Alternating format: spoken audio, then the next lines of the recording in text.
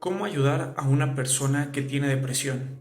Esta es una pregunta que se realizan muchos familiares o amistades de una persona que padece depresión. El primer paso sería que hay que entender que el paciente que tiene depresión no está así porque él o porque ella quiera.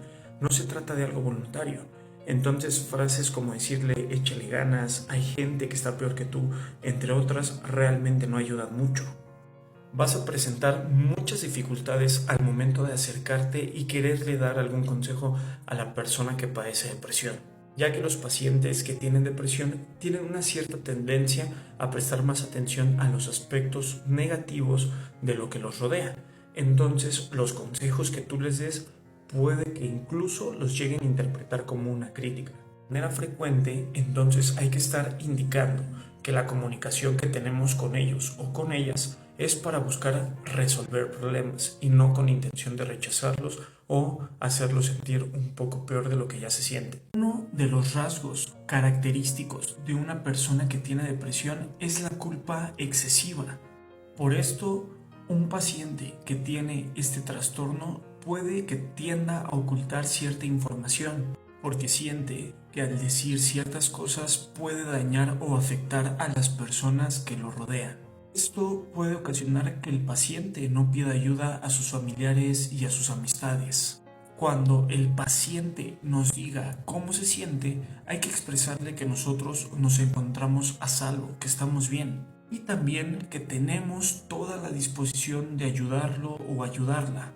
Es importante que el paciente que tiene depresión no cargue al 100% con la responsabilidad del bienestar de la familia. ¿A qué me refiero con esto? En muchos sistemas familiares el bienestar de todo el grupo depende de que todos los integrantes se sientan aparentemente igual de bien. Entonces, cuando aparece alguna afectación en la salud física o en la salud mental específico, pues en este caso estamos hablando de la depresión. Entonces, cuando alguien del grupo tiene este trastorno, el bienestar de todos los integrantes del grupo familiar depende de la mejoría que vaya teniendo específicamente este integrante.